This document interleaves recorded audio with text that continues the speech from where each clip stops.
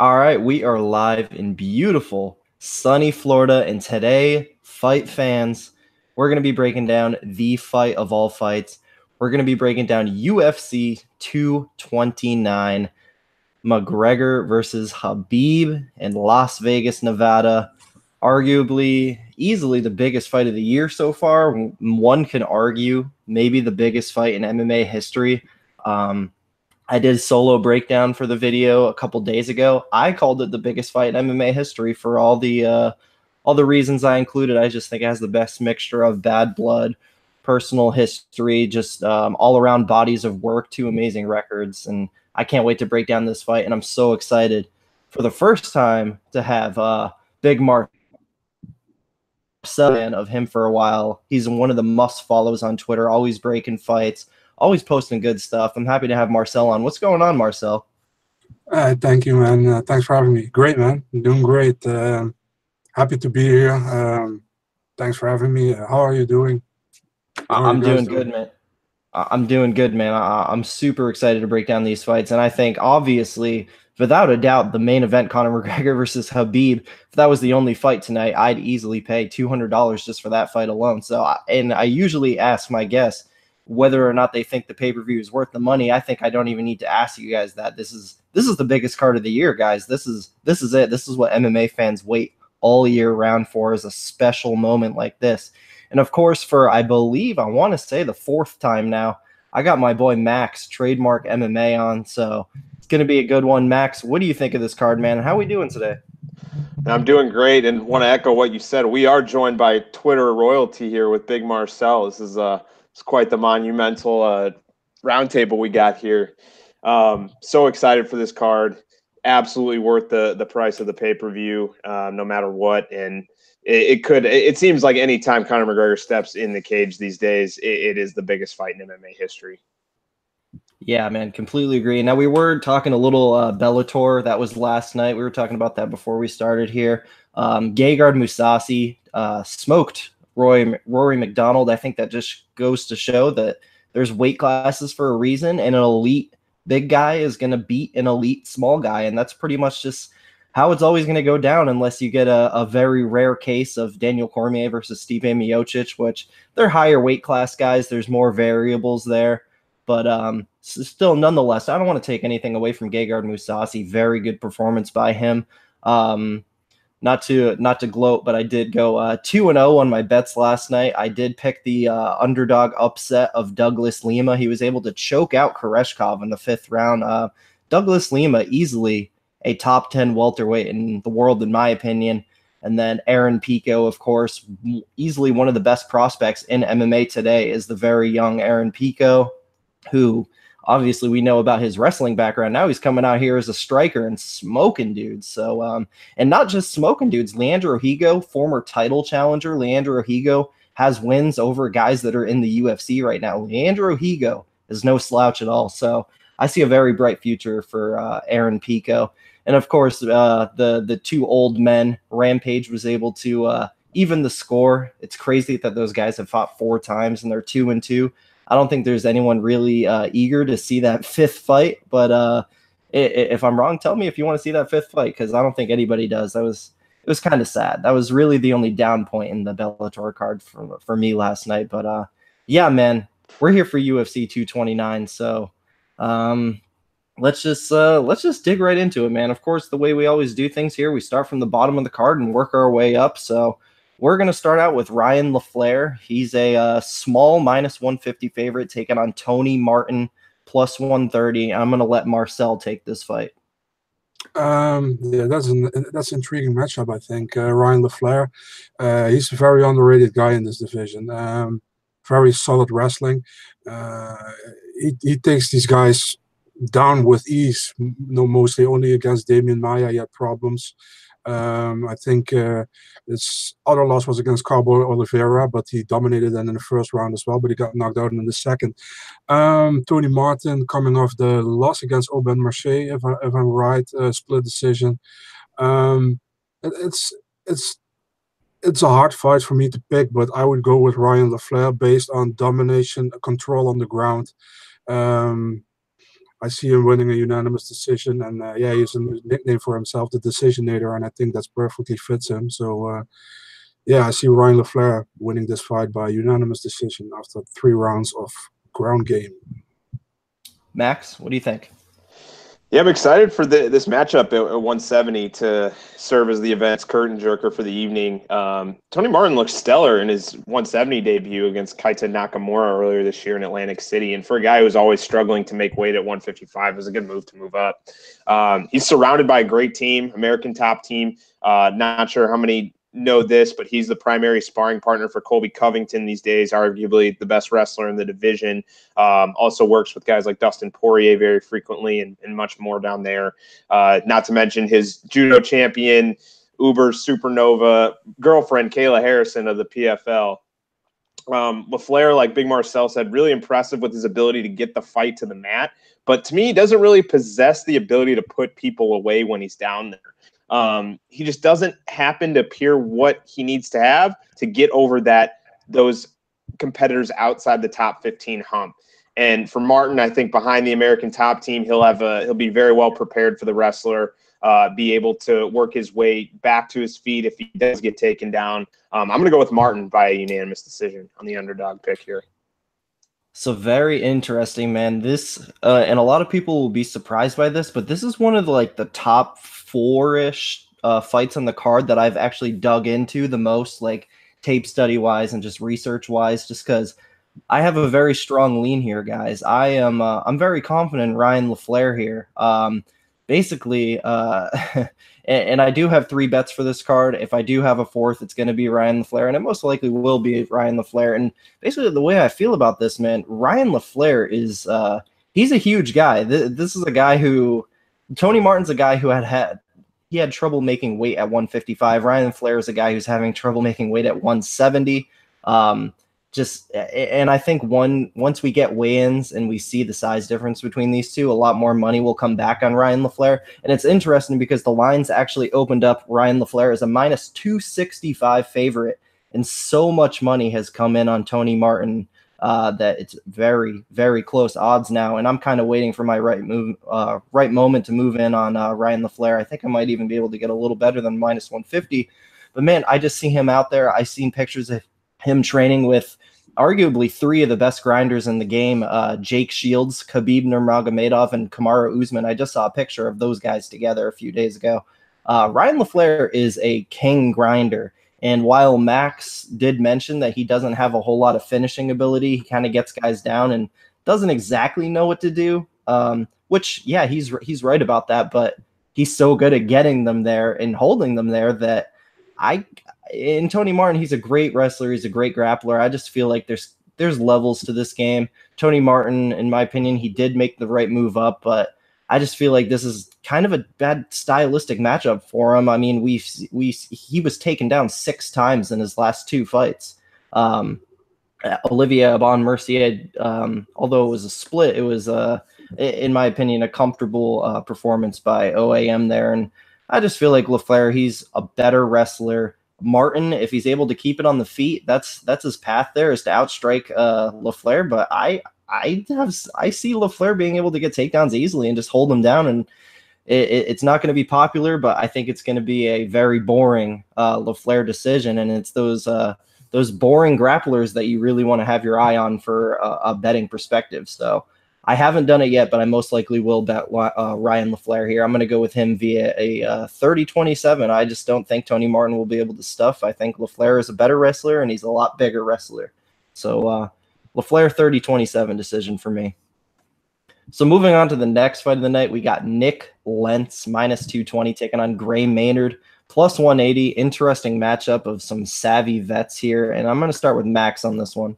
Yeah, a couple of aging lightweights going to battle here. Gray Maynard has been out of action since July of 2017, and that was arguably one of his best performances in recent years when he just really took it to Teruto Ishihara, taking him down over and over again, back to his wrestling well. I mean, but questions still remain about his chin. At 39, he's not getting any younger.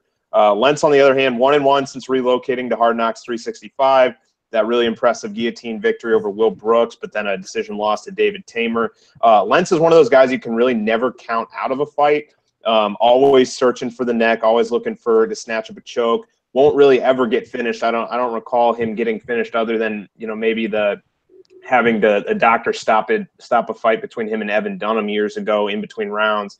I expect Maynard to try to secure a few takedowns here, but Lentz is a crafty grappler in himself. I think he'll be able to work back to his feet and land the cleaner shots on the feet. I don't know if he'll be able to finish Maynard. I don't know if Lentz really has that fight-ending power, but I expect him to cruise to that unanimous decision victory.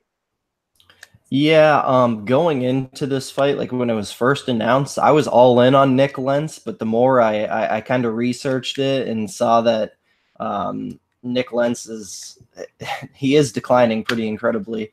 They're both declining pretty incredibly, but it just wouldn't surprise me all that much if Gray Maynard went out there and put on a 3-round wrestling match. 15 minutes of boring stalling, but that's honestly what I could see happening. But I do think Nick Lentz has a little bit more left in the tank than Gray Maynard, and it wouldn't surprise me if Gray Maynard won those first 2 rounds. He got a little tired in the 3rd round, went in for a takedown in the 3rd, and got guillotined. So, I mean, I feel like there's a lot of variables in this fight. Both guys are well over the hill.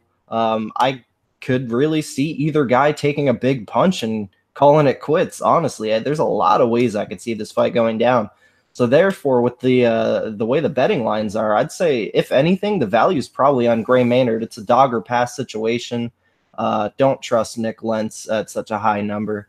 I'm gonna go with Nick Lentz via guillotine in the late rounds, though.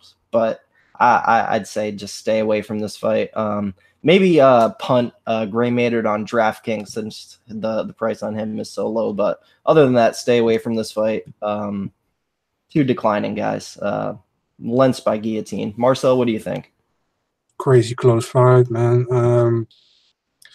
It's really a 50-50 pick for me here. I think both guys are great, are very strong wrestlers. Gray Maynard has always that punch that can knock someone out, but it's been some time we saw that. Like Max said, his last fight was against Teruto Ishihara, and that's some time ago. I think almost 2 years ago, if I'm correct. I'm not sure. Nick Lentz, I'll go with Nick Lentz by unanimous decision, but it's also another fight where I see, how can I say that, the average fan will be enjoying this one. I think it will be a grueling battle, and I think Nick Lentz will edge it out by unanimous or a split decision. It will be close, I think, but I see Nick Lentz winning this one. All right, so moving on to the next fight, we got the newcomer Yana Kunitskaya, -185, taking on Lena Landsberg, +160. I'll start out with this one, even though I didn't do a whole lot of research on it. I'm going to go with the Russian Yana Kunitskaya here. I feel like she'll probably, on the feet, it's pretty close. Lena Landsberg, she's very strong. She's good in the clinch. She has decent Muay Thai, but she's also getting up there in age. Yana Kunitskaya is in her prime. She's on the way up. Landsberg arguably is on the way down. I can see Yana taking this fight on the feet. I could see her using her wrestling like Aspen Ladd did to Lena Landsberg. Use the wrestling. I mean, Yana's no slouch of a grappler too. I mean, the first fight with Tanya Evinger was officially ruled a no contest, but don't get it wrong. She tapped out Tanya Evinger in that first fight. So Yana Kunitskaya is a talented girl. I don't know how high the ceiling is. I don't know if it's top 10, top 15 potential, but I do think she's probably good enough to beat the aging elbow queen or elbow princess, Lena Landsberg. So I'll go with Yana via 30-27 decision, but one of those fights I kind of want to stay away from. Max, what do you think of this one? Yo, I think FYI, I think you skipped the Scott Holtzman Alon Catterick matchup, but I'm going by the order on best fight odds. That one's next. Oh, okay. I was looking at the topology. So Lena Landsberg, Yana Kunitskaya. Just when you thought like Lena Landsberg had nothing left in the tank, somehow she manages with her coach Akira Corsani to put together a somewhat well-rounded performance last time out against Gina Mazzani. But this will be a far tougher test here. Yana Kunitskaya, like you said, Kelton, really talented, well-rounded, good striker, good grappler. showed some good toughness in her fight against Cyborg. I think she gets it to the mat and pretty much dominates on the mat before snatching up a choke. I'll go with Kunitskaya in a submission in the second round. Marcel? Yeah, I'm also going with Kunitskaya. The thing is, in this bantamweight division, it's so thin. It's almost like only like 20 fighters, and 15 of them are ranked. So Lena Landsberg is ranked, I think, but I'm not really high on her. No disrespect. Kunitskaya, it's hard to say anything about her UFC debut because she fought against Chris Cyborg, but in Invicta she showed that she has very much potential. She became champion. She what you said, she submit actually Avenger in the first fight. So yeah, gonna go with Kunitskaya on this one. I'm going with the submission also in the second round. Yeah, I'm with Max on this one. All right, so now moving on to Alan Patrick, -250, taking on Scott Hot Sauce Holtzman, +210. And I'm going to start out with this one as well because this is indeed my first play of the night so far. I got Alan Patrick in a parlay with somebody later in the card.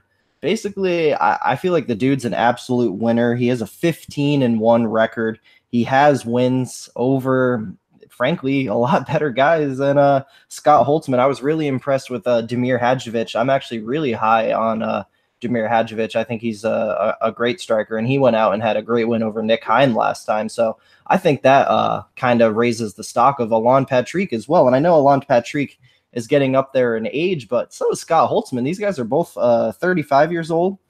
They are the same age, and I just kind of feel like this is kind of a nightmare matchup for Scott Holtzman. I don't think he's going to be able to defend the takedowns. And even on the feet, Alan Patrick has some real crafty, tricky striking. So I actually like Patrick wherever this fight goes.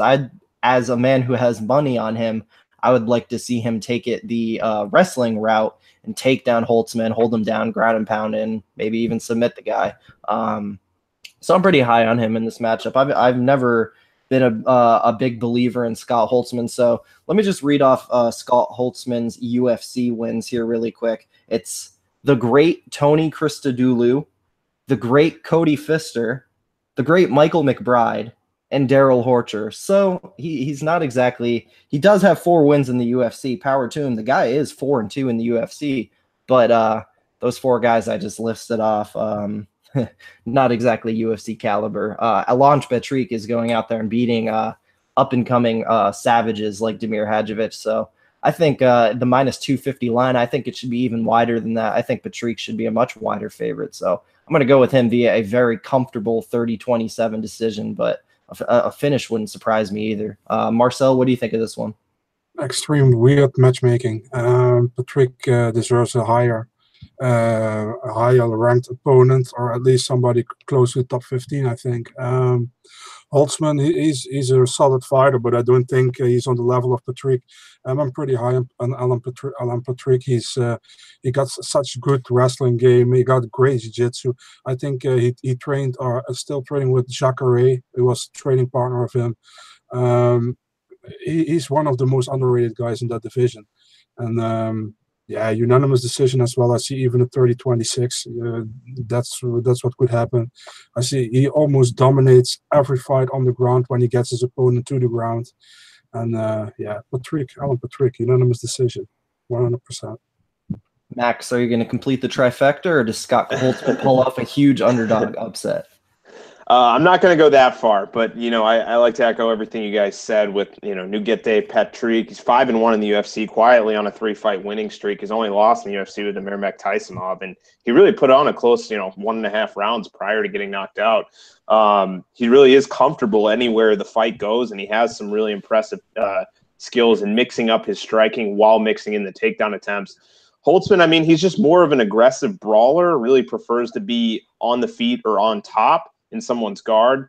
He does show a good gas tank, and I will say he does go a hard 15 minutes. But I think he's just going to be down pretty much the entire first 2 rounds. And I expect Patrick to really secure takedowns at ease, emphasize his striking game. Maybe Holtzman, with towards the late 3rd round, somehow ends up on top and starts landing some ground and pound. But I can't see really him doing enough to overturn 2 rounds of dominance. So I'll go a 29-28 decision for Catterick, but unanimous. So moving on to the next fight here, we got Aspen Ladd -165 taking on Tanya Evinger +145. And I'll start with Marcel on this one. Yeah, that's a very, very difficult fight, I think. Aspen Ladd has been impressive to me so far. She has some problems with weight cutting and all that kind of stuff. Tanya Evinger, she's a solid. She's a veteran. What can you say about her? Invicta champion, came to the UFC, took her shot against Cyborg, and she did better than most people would expect against Cyborg. And although she lost by TKO. Very hard fight for me to pick, but going with Evinger, based on probably on control again, having more ways to win. I think Aspen Ladd can also win this fight. So it's very hard to pick, but I'm going with a unanimous decision win for Tanya Evinger. But I'm definitely not sure on this one. Max? Yeah, so I've been excited to see Evinger at 135 because she was on a great run in Invicta prior to signing with the UFC and taking that Cyborg fight. And just to echo Marcel, it really is a battle between an up-and-comer in Ladd and a true tough veteran in Evinger. Evinger, well-rounded, tough, fearless. I mean, really decent submission game, but mostly gets wins from strong top control and grounded pound. Ladd has a kind of a similar style, but seems to be far more explosive and just kind of have that younger athleticism within her. And I wouldn't be surprised if what Marcel predicted ended up surfacing and Evinger able to secure takedowns and kind of grind out a win. But I really like Ladd's upside, and I happen to see on Twitter, Kelton, you have don't want to give anything away, but you have something for this fight too. Ladd absolutely dominant in her UFC debut and showed that she can finish a fight, has that finishing instinct. 4 of her 5 wins are by TKO, ground and pound. I'm a lean towards Ladd here. And I just don't know if she'll be able to quite get a finish on a tough veteran like Evinger, but I think she'll be able to evade that wrestling game of Evinger and ultimately secure a decision win. But I'm excited to hear your breakdown, Kelton, because I saw this is a fight you have a play on.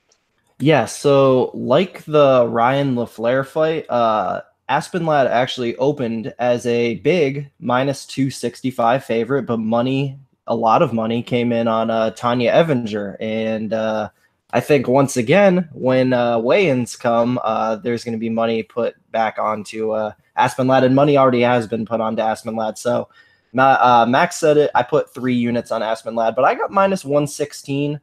Very good odds there to win 2.58. That's my first straight play of the night, and it is my smallest play of the night. But I like Aspen Ladd a lot here, man. First of all, she's in serious shape for this fight. She looks about 3 times as better as she did in past performances. She's on the juice or something. She's jacked right now. But basically, man, she's 23 years old. She's getting better every fight. The Ciara Eubanks win was really what was most impressive to me so far in her career, not even her last UFC debut win. I'm very high on Ciara Eubanks, so the fact that she was able to go out there and beat Eubanks at her own game, that was impressive to me. I think she's really starting to fill into not only 135, but fill into herself as a fighter. She's starting to find herself as a fighter. The fight against Lena Landsberg. Lena Landsberg is very strong, dominant in the clinch. That's where she's been training. Lena Landsberg has probably been clinch fighting girls since before Aspen Ladd was even born. That was a very big age difference in this fight. And now we have another very big age difference here. Tanya Evinger is nearing 40 years old, just like Lena Landsberg did. And this sport is not a old man's game unless you're at heavyweight or 205, where there's much more variables. Down in these lower weight classes, you need to have the speed and the timing. And Tanya Evinger, although she did go on a very serious win streak, and it was ended by the GOAT women fighter of all time, Cyborg, I do believe Tanya Evinger is declining. And it's not even that. I'm a big fan of Tanya Evinger. I've been listening to her interviews for a long time. I've been following her career for a very long time. So back when she was Invicta, she was the champ, and I listened to a lot of interviews, and in all her interviews, she was asked about, oh, do you want to be in the UFC one day? Don't you think that UFC call is coming? And she kind of always rubbed it off like she just doesn't care. So that, and I don't want to look too much into that, but it just makes me believe that we have the younger fighter against the older fighter, the fighter on the up versus the fighter on the down. I feel like Aspen Ladd wants it a lot more. And people ask me, how is Aspen Ladd going to win this fight? It's simple, how she's won all her fights. She's going to take Tanya Evinger down. She's going to pound her out. She might submit her. We've seen Tanya get submitted a lot in her career.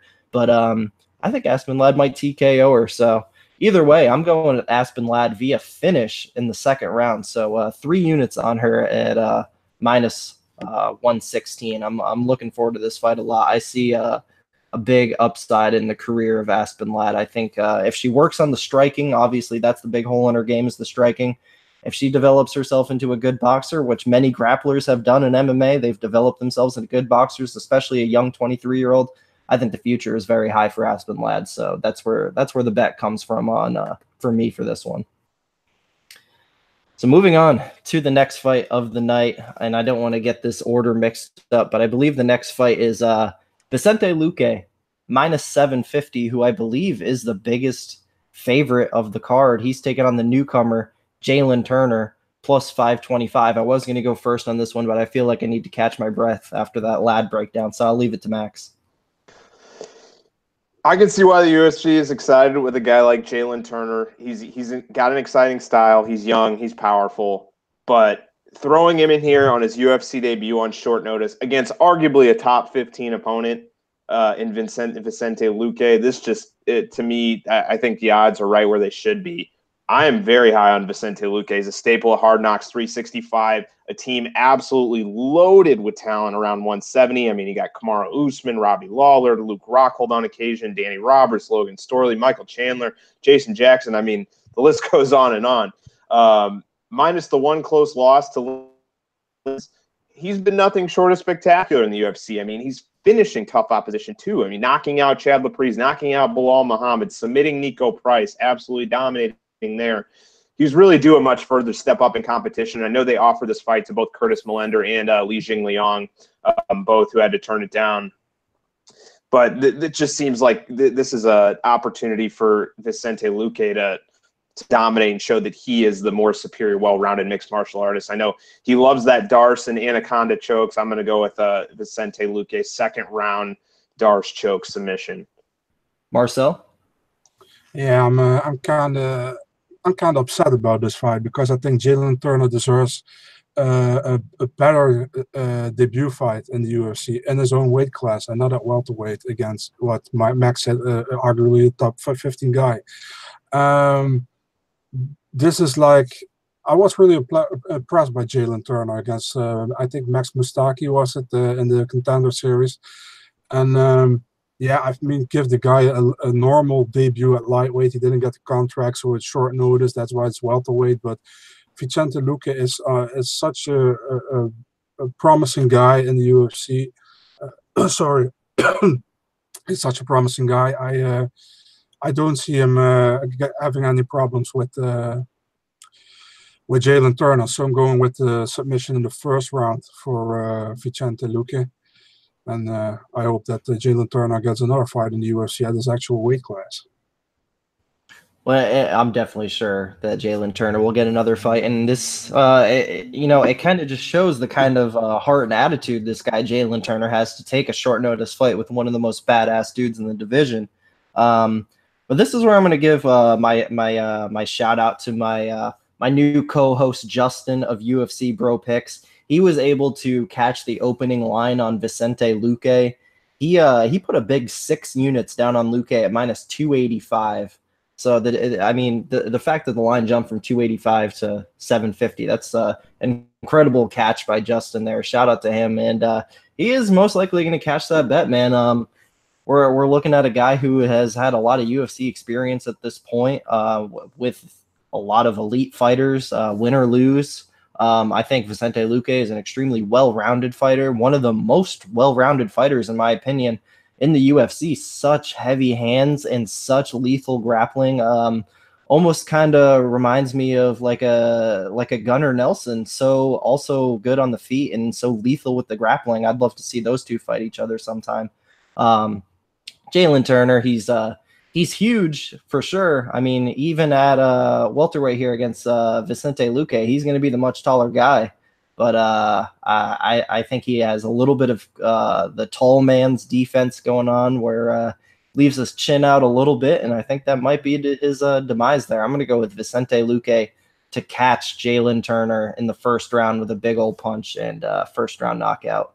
Vicente Luque. So good luck to Justin on that bet there, man. Vicente Luque is a beast. So moving on to the next fight of the night, and it is Felice Herrig minus 130 taking on Michelle Watterson plus 110. And I'll start out with Marcel on this one. Felice Herrig lost to Karolina Kowalkiewicz last time out. Michelle Watterson, she's also finally back in the octagon after she fought against Courtney Casey. I think actually she didn't win that fight, but she got away with split decision. I'm going here with Felice Herrig. I feel her wrestling will be key in this one. I see her taking Watterson down many times, and I think she can control Watterson on the ground. I don't think she allows Watterson to stand too much with her and use her techniques in the stand-up. Felice Herrig, unanimous decision win, 29-28. Yeah, so I did skip a couple fights, but it's okay. We can keep breaking down this fight here. I can't believe this fight's on the main card, and my boys Sugar Sean and Sergio Pettis, Juicy Formiga aren't on the main card. But hey, is what it is. They want to get those good-looking ladies on pay-per-view. So when it comes down to this fight, man, I think Michelle Watterson, I think it's kind of known at this point that she's an atom weight. She's an atom weight, bro. I think she's a little small for strawweight, and that's shown in past performances. She was kind of bullied by Tisha Torres and definitely bullied by the champ Rose Namajunas there. The question is Felice Herrig going to be able to come in here and bully her? I think on the feet, Felice is definitely going to outstrike Michelle. I think she's got more pop in her punches, and Felice has been fighting Muay Thai. I believe her first Muay Thai fight dates back to easily over a decade ago. This girl's been fighting for a very long time, and they're both vets. This is a great fight. It's cool that this fight's happening because they're both they're both vets, and they both have a lot of good wins. Definitely top 15 strawweights. They're probably both getting to be over the hill a little bit career-wise, but I think this is a good matchup. I think the line being as close as it is probably about right, but I'll go with the favorite. I'll go with Felice Herrig. I think she probably outstrikes Michelle Watterson. I think Michelle Watterson's path is the grappling, of course. Go for the takedowns on Felice, and she probably gets one or two, but I see Felice being able to muscle her way back up to the feet. So I'll go with Felice Herrig. I'll say 29-28 unanimous decision. Max? Yeah, somehow these two strawweights have not fought yet, and that was kind of more the surprising fact to me when this fight was made on paper. And Herrig was on the best run of her career prior to falling short against Karolina Kowalkiewicz earlier this year. Karate Hottie, arguably on a 3-fight losing streak. I agree with Marcel. I thought Courtney Casey won that fight pretty decisively. Not really sure how this one's going to go. I could see Watterson having a little bit of success on the feet with the longer, more creative strikes, but Herrig, the far more technical boxer, also mixes in her grappling and her takedown attempts well. If she gets it down, I think she really has a strong advantage on top. And either way, I think this fight's reaching the judges' scorecards. I haven't even dared to look at that line. I'm sure it's astronomically high for to go the distance, but I'll echo what you said, Kelton. Herrig, unanimous decision. All right, so I'll actually tell you exactly what that line is right now. So Felice Herrig and Michelle Watterson to go the distance is minus 385. So yeah, very, very steep there. So it surprises me a lot that this next fight is not on the main card, because in my opinion, these two are probably top 4 or 5 flyweights in the world. We got Sergio Pettis minus 170 taking on Juicy Formiga plus 150. And I'll start out with this one, man. This is probably my second favorite fight on the card, man. This is arguably one of two fights, this and the Tony Ferguson Pettis fight, that has title implications, possibly. Who knows? Maybe Volkov could get a title shot. But no, this is a really, really good fight, guys. And pure striker versus grappler matchup, more striker versus grappler matchup than you're ever going to get. And I mean, history will show that recently Sergio Pettis has put a very big improvements in his takedown defense and get-up game. Before that that last fight against Joseph Benavidez, we have never seen him get back up to his feet after a takedown. In that last fight, he finally did it for the first time. He got back up to his feet after a takedown. So obviously he's putting in major work. And it's not even just the get-up game he's working on. He's just working on defending the takedowns altogether, man. And I think most likely he can do that against Jussier Formiga. I definitely agree with Sergio Pettis as the favorite. But honestly, man, that plus 150 line next to Jussier Formiga's name, I kind of like that a lot better than the minus 170 next to Pettis' name. So if anything, I think the value might be on Jussier Formiga here. I think he has a lot left in the tank, a lot more left in the tank than Joseph Benavidez did. Benavidez was coming off all kinds of injuries, layoffs, yada yada.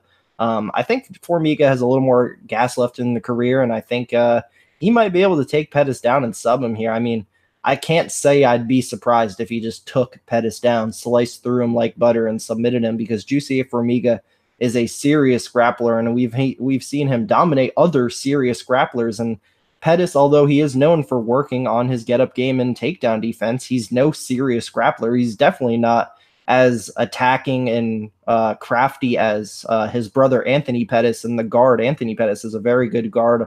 I'm not convinced Sergio has that kind of game. And, you know, Anthony Pettis has gone out and submitted black belts. I would be very shocked if Sergio Pettis came out here and submitted a black belt. It's a very tough fight, man. This is almost like a coin flip fight to me. But due to recent improvements and a higher ceiling, maybe, in my opinion, I will ever so slightly go with Sergio Pettis via a 29-28 split decision. Max, what do you think here? Yeah, this really seems like a pick'em fight to me. I was surprised to see that line. Both these two combatants, you know, top 5 guys, this could arguably be a #1 contender fight. Coming off their best career performances, I mean, Jussier Formiga violently finished Ben Wynn, and Sergio Pettis, they were really cruising to that easy decision victory over Joseph Benavidez. And shout out to you, Kelton. I know you cashed a big bet on that fight there. Pettis really seems to improve every time he's in the octagon. He does have good takedown defense. He is susceptible to getting taken down. I just love the way Formiga's really seemed to be putting it together in his last few outings. Really trying to find his range in the striking world, but then also once it hits the mat, he is very smooth on the ground, transitions very well, always looking for the finish and snatching the neck, snatching limbs. I'm going to favor Formiga by a late submission, but this is a really close fight, man. I could see both fighters getting their hand raised. I'll stick with Formiga, but this is going to be a fun one. I'm excited for this one. Marcel? Formiga for me here. I like Pettis. I think he's a great fighter. But you guys are going to hate me for this, but I don't think he beat Joseph Benavidez. I think he lost his second and third round. I think he won decisively the first one. He actually knocked him down, if I'm right.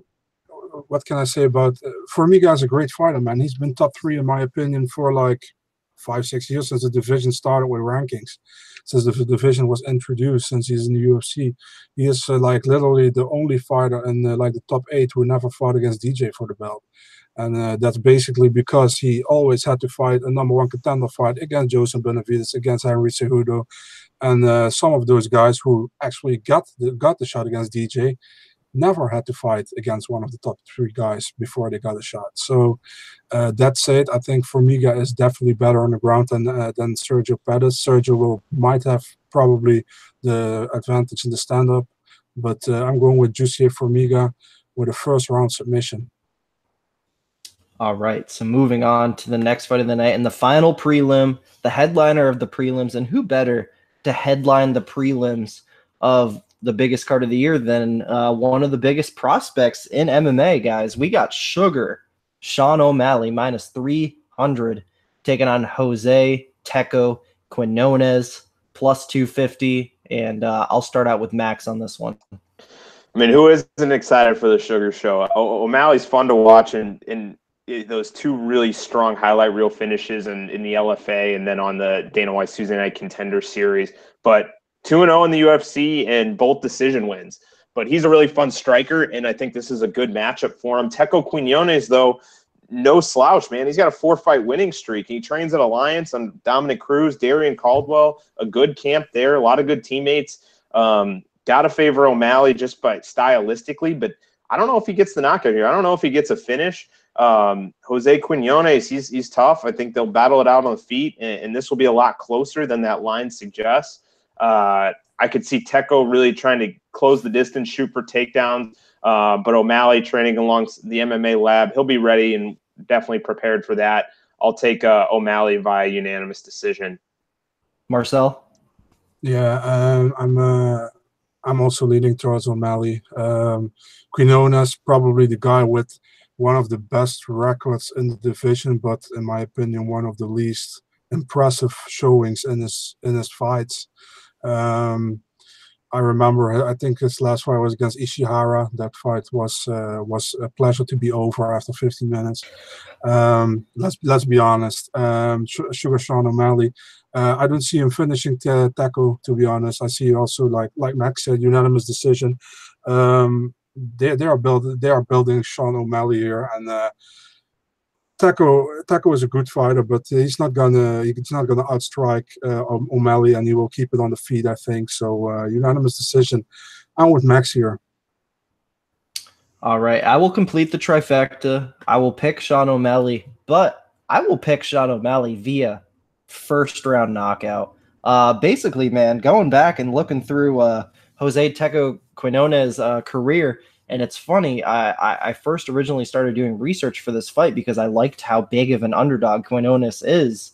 I liked the number on him, and I happened to cash a 5-unit max bet on Jose Quinonez against Teruto Ishihara. But going back and doing the research on Quinonez, Marcel mentioned it, that fight against Teruto was kind of god-awful, and really, man, he kind of barely scraped through Teruto Ishihara. I thought Quinonez was going to be able to handle him, but he made me have the sweat of my life that night. It was a close fight for sure, man. And even going back and watching a lot of Teco's fights, the dude gets dropped a lot. He's been knocked out before. He does not have the best durability in the world. Even a lot of his wins, he gets dropped in those fights. I feel like he's very outgunned on the feet here, and Quinonez is really, his path to victory is the wrestling. Can he go out there and out wrestle Sean O'Malley? We saw Sean O'Malley get taken down in the Contender Series by the Edmund Tarvarian guy. But I think O'Malley, again, another fighter in their young 20s who makes improvements at drastic rates. I think he's a much, much higher level than Jose Teco Quinonez. And I actually think he should probably be even a little bit bigger of a favorite here. So Sean O'Malley does complete that 2-leg parlay for me. So I have a 4-unit parlay on Alon Patrick parlayed with Sean O'Malley, and I got those two at combined minus 110 odds. So about pick 'em odds on that parlay on O'Malley and Patrick, and looking forward to that one cashing. So I got Sean O'Malley first round knockout over the slightly chinny, in my opinion, Jose Teco Quinonez. So moving on to, although we already moved on to the main card with that Herrig fight, we're going to pretend that didn't happen. Moving on to the next fight of the night, we got Dominic Reyes, minus 220, take on Vince St. Preux, plus 180. I'll start with Marcel on this one. Yeah, Dominic Reyes has been pretty good so far in the UFC. I think he's undefeated. The Devastator, OSP. It always is like, how does OSP show up? Because if OSP shows up like like, how do you say that? Like the OSP, we know how he can fight. He can win this fight, I think, against Reyes. But he is so inconsistent with his showings in the UFC. So this is, for me, it's a 50-50 fight as well because of the inconsistency of OSP. Because I think he is at this moment a better fighter than Reyes, but will he show it? I don't know. And I think Reyes might has a shot here to win. And I'm going for, I don't know what the odds are actually, but for me, I'm going with the upside. I'm going with Reyes by knockout in the first round. So I'll give my my buddy Dan Levy of Half the Battle Best Fight Picks a shout out here. Me, him, and some other people were talking about this fight, and somebody said the same thing that you did, that OSP is inconsistent. And Dan replied with, no, OSP is the most consistent guy in the world. He always loses to top 10 fighters, but he always beats the non-top 10 fighters. So the question here is Dominic Reyes a top 10 fighter? I think that's kind of hard to tell at this point. He hasn't really been in there with a guy of OSP's level. So in my opinion, this is a really hard fight to call. So that being said, I think there is value on OSP at plus 180. I'm going to go with Dominic Reyes, though, and I know that's been a repetitive for me over the course of this. I'm saying there's value on the underdogs, but I'm picking the favorites. But I don't know, man. I don't think you should go out there and trust Dominic Reyes against a guy in OSP who has been in there with just about everybody. And you know, I saw OSP versus Latifi in person in Orlando in February, and man, that was one of the scariest things I've ever seen. How he just put him out like that. Yeah, I'm gonna go with Dominic Reyes. I think OSP, he's seen better days. He's taken a lot of damage at this point. His fight life meter is just going up and up. More damage he takes. Dominic Reyes is a serious athlete and could have had a pretty good future in other sports, but came to MMA, and I think the guy is legit. And I don't know if he's a top 10 guy, but I think maybe he is. Let's see. I think he can knock out OSP here, but we'll see. Max, what do you think? Yeah, I mean, the UFC's light heavyweight division for a while was really getting criticized, and it was the thinnest in the company. And there's been this wave of recruiting and hype around some of these up-and-comers. I mean, Fortis MMA's got the three guys in Alonzo Menafield, Ryan Spann, Kennedy Nchukwu, Darko Stosic, Magomed Ankalaev, Alex Rakic, Abdul Karim Edilov.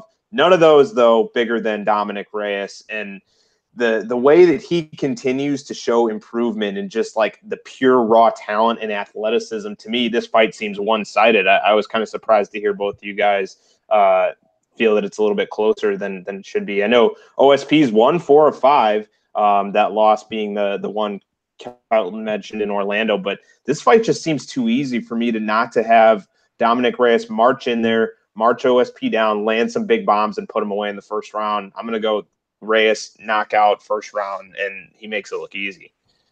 All right. So moving on to the next fight of the night, man. This is I'm going to start out with this one, guys, because this is my biggest play of the night. We got Alexander Volkov minus 170 taking on Derek Lewis, the Black Beast, plus 150. I'm a huge fan of both these guys, to be honest, but the thing is here, I kind of tend to believe that Derek Lewis is very lucky to be in the position that he's in. He has an amazing UFC record.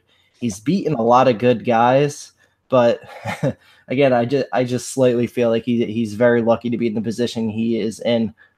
He has not beaten in a top 5 guy like Volkov just did, knocking out Fabricio Verdum.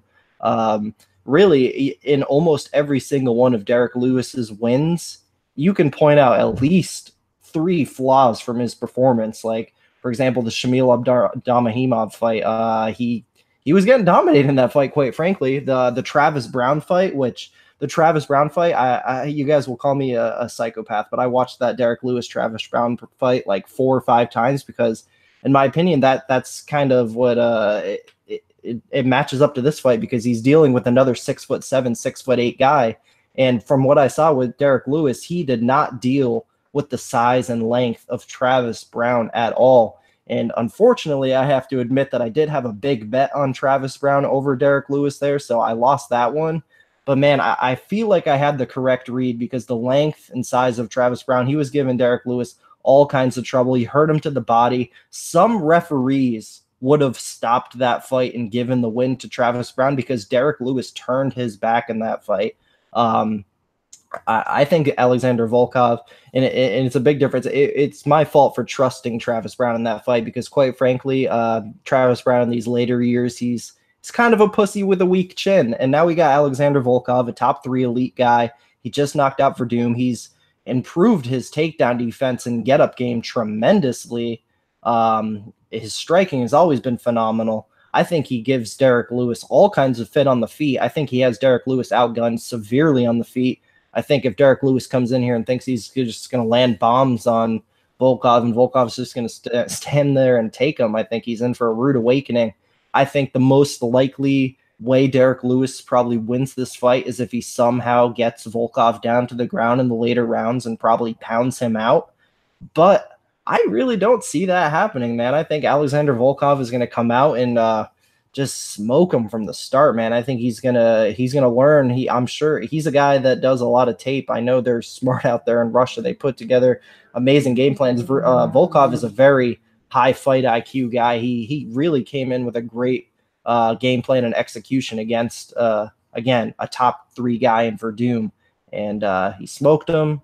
I think he's going to be able to put some work on Derek Lewis's body early in the fight, tire him out in case it does get to those later rounds. But guys, I'm going to pick Alexander Volkov to beat Derek Lewis up in the body a little bit and then land one of those beautiful head kicks that he throws. One of the best head kicks in heavyweight MMA. Guys, Alexander Volkov is on his way to a title shot, and maybe we're looking at a future champion. And Derek Lewis, you know, he's a guy who retired after the Mark Hunt fight. This is a guy who has all kinds of back problems. That last fight against Francis Ngannou, most people give Francis Ngannou complete shit for that fight, but guys, it takes 2 to tango. Derek Lewis didn't do shit in that fight either, and it's not really I don't want to say it's his fault like it was Ngannou's fault. It was kind of like just a complete brain fart. He kind of just shit his pants in the octagon there, but Derek Lewis had back problems. He was physically unable to do anything in that fight. The guy has back problems. The guy has problems with taller fighters, and the guy's quite frankly been knocked out a lot. I know he has a good UFC record, but not against top 3 fighters, guys. Volkov, first round KO. Max, what do you think? And Derek Lewis is a frustrating guy to watch because sometimes he finds ways to win, no matter if it's a boring decision or come from behind knockout. And I actually had a big play on Travis Brown, like you did, Kelton, with that fight, and I thought it should have been stopped early on too. But Volkov seems like he's just on another level right now. He's on the best run of his career, coming off that huge win over Verdum. Along with Curtis Blades, he's right knocking on the door for a title fight. And while I think Lewis could land a big punch and hurt Volkov, I see Volkov using his length very well, keeping him at range, body kicks, head kicks, long jabs, long punches, and Volkov's going to get the TKO. I was going to say maybe the 3rd round he'll get Lewis out of there, but I like Volkov to get it done. Marcel? Yeah, I'm with you guys. I mean, Derek Lewis, I don't know. By the way, I know another guy who picked Travis Brown to win against Derek Lewis, so I'm with you. But nah, man. I mean, Derek Lewis, he's. I even don't see him as a top guy in the heavyweight division, and I don't know why, because he never impresses me. I always say if Derek Lewis' Instagram, social media was as fun as his fights, I mean, if his fights was as fun as his Instagram, I would pay a ton, you know. And it's just what Max says. He always finds a way to win for some reason. Against in the Abdurakhimov fight, he was like 4 rounds behind, and he finished him after Abdurakhimov was totally gassed. I don't see him winning against Volkov. For me, this is like really the first guy who has a complete package. He can go to the ground with him. He can strike with him with really high level. And Volkov only flaw was against Timothy Johnson, who I think he didn't want to fight against, actually. He also got knocked down in that fight, I think, after he was better in the first round. But Volkov, he's improving every fight he's in the UFC. So, yeah, I'm with you guys. Probably a TKO ground and pound win for Volkov after he knocks him down by a head kick or a punch. First round, second round. But Volkov is going to win this fight, and he's going to go for a title fight, or maybe against the winner of Blades against Ngannou. We will see what will happen. Tonight could be next Saturday could be a very big night for Russian MMA with the debut of Yana Kunitskaya, Alexander Volkov, and of course the main event, Khabib. Could be a very big night for Russian MMA next Saturday. So guys, moving on to the co-main event of the evening. We got Tony El-Kukui Ferguson minus 350 taking on Anthony Showtime Pettis plus 290. I'll start out with Max on this one. Man, every time we get an Anthony Pettis fight, I feel like the big question is which Anthony Pettis will show up. Somehow, some way, he pulled off that big win against Michael Chiesa last time out. But here, it just seems like he's up against a different animal. It's too much of a gamble here. Ferguson, so busy on the feet, so crafty. He's intriguing everywhere. I just can't see Pettis getting around that jab or just those nasty clinch elbows and knees that Ferguson does so well. Anytime he gets to the ground, he's just so hard to deal with, that 10th Planet Eddie Bravo style. This to me is just, it screams either Tony Ferguson unanimous decision, or I know he's also another fan of the darts and anaconda chokes. Maybe he snatches one of those up late, but I'll go with Ferguson, an easy decision here. Yeah, I'm really looking forward to this fight, man. I actually think that there's still potential. I may have a bet on this fight, so I think there's a lot of value on fight doesn't go to decision. It's minus 110. Basically, I kind of feel like on Tony Ferguson's side, if there's any knock on him, it might be his chin. He leaves it out. He gets hit. He gets knocked down a lot. It does happen. We saw what happened in the Lando Venata fight, and not even just that, he's been knocked down a few times before. He's kind of a wild fighter, so I kind of feel like if Anthony Pettis wins this fight, it's probably going to be a knockout in the first 2 rounds. And then on Tony Ferguson's side, I feel like he most likely, and this is my most likely outcome for this fight, I do think and will pick Tony Ferguson to break Anthony Pettis in the later rounds, the second or third. I think eventually he'll find a way to get it to the mat and kind of just smother Anthony Pettis. I'm interested to see weigh-ins for this one because I kind of feel like Tony Ferguson is not a much bigger guy, but I do think he'll have some size on Anthony Pettis here for sure. Yeah, I'm gonna go Tony Ferguson by submission, and I probably won't, but I may have a little bit of money on that fight to not go the full distance there. I feel like both guys' best path to victory is probably a finish. So yeah, but I'll go with Tony, 3rd round sub. Marcel, what do you think? I'm also with Tony in this fight. I'm so happy he's finally back. I mean, Tony is a character. He's a great fighter, and it's great he's finally back. Anthony Pettis, great fight against Michael Chiesa last time. Maybe I think an unexpected win, a submission win for Pettis over there. For me, I don't know what you guys think about it, but yeah, I see Tony Ferguson probably getting the submission in the 2nd round after a very even 1st round, but I see him taking him down and getting the submission. Then he will do a post-fight interview, go back to the locker room, lock up Herb Dean, put on the referee kit, go outside, and he will ref Conor McGregor against Khabib Nurmagomedov, and he will call out the winner after that. Exactly. Perfect. All right, guys. It's time. I have goosebumps.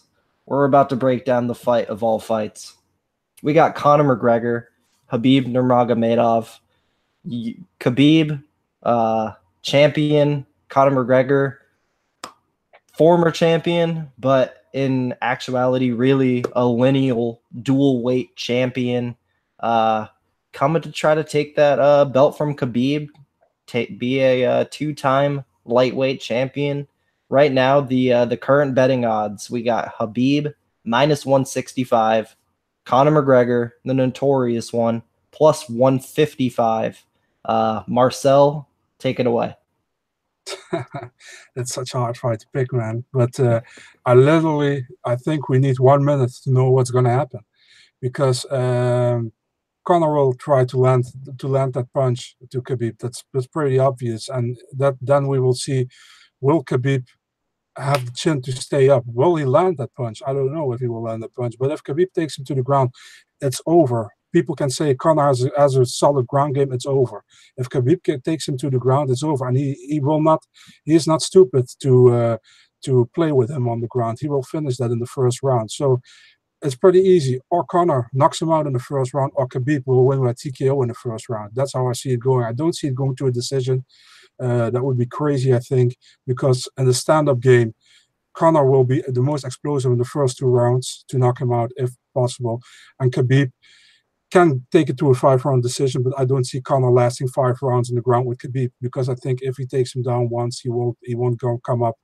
That's my opinion, but it's really hard to pick this fight. It's really a grappler against the stand-up fighter. It's literally that. It's the man. I'm pretty much torn about this fight. So, but if I had to pick, Khabib by a TKO ground and pound in the first round, maybe the second, but I go with the first round. Max, who do you got?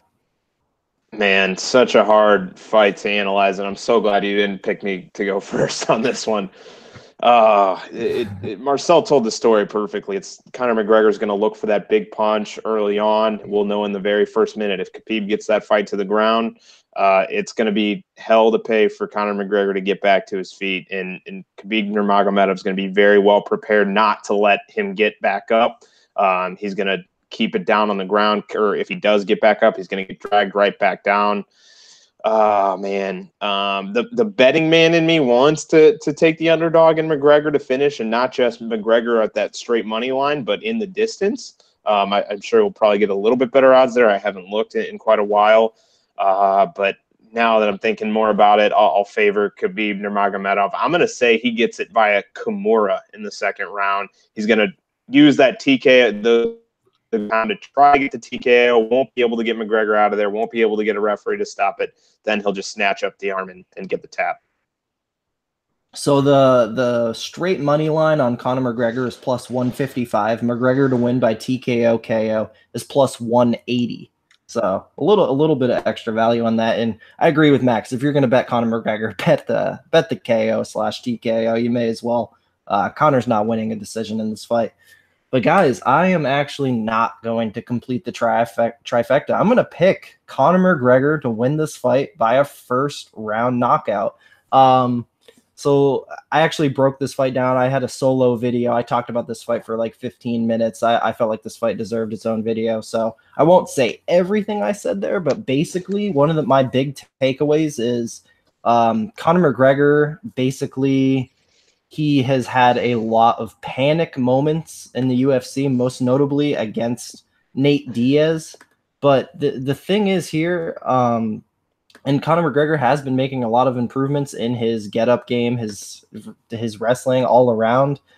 I think if Khabib takes him down, and probably will take him down, I think Conor McGregor, for the most part, will be able to keep his composure and do the right things long enough to try to stay around. I give Conor McGregor about a 10-minute window to land that knockout, maybe 15.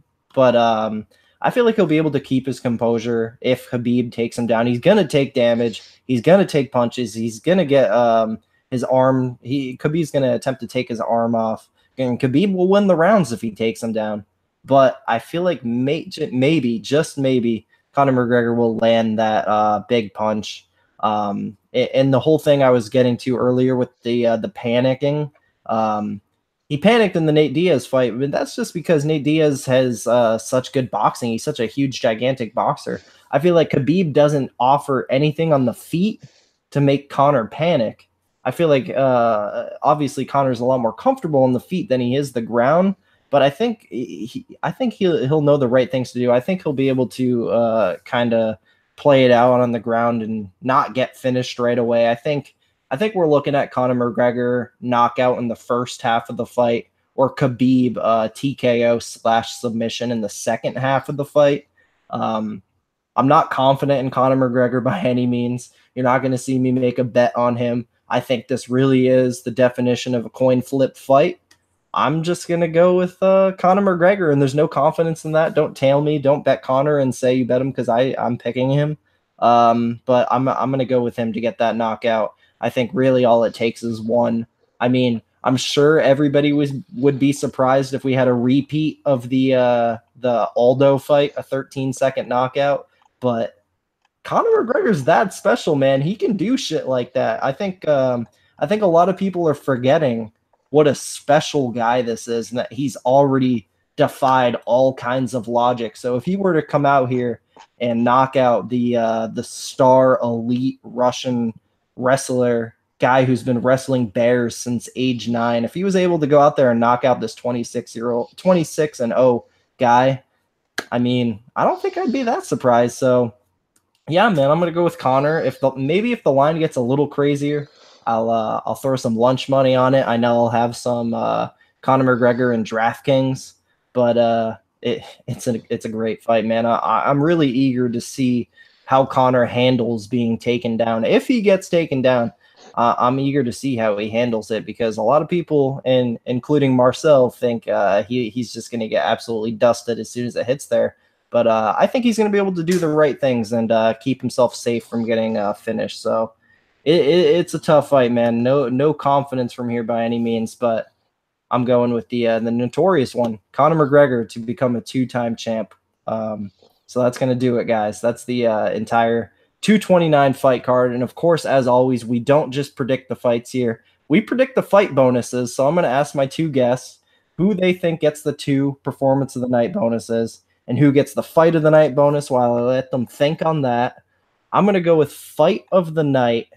I'm going to say fight of the night will go to, I'm going to go with a sleeper and say Vicente Luque versus Jalen Turner will be very, very fun while it lasts. I'll go with Vicente Luque to finish him in the second round, but I think we'll get like a very serious 7 minutes of excitement there. 2 dynamic strikers with big power. Performance bonuses, I will go with Sean O'Malley and Alexander Volkov. Max, who you got in these performance bonuses?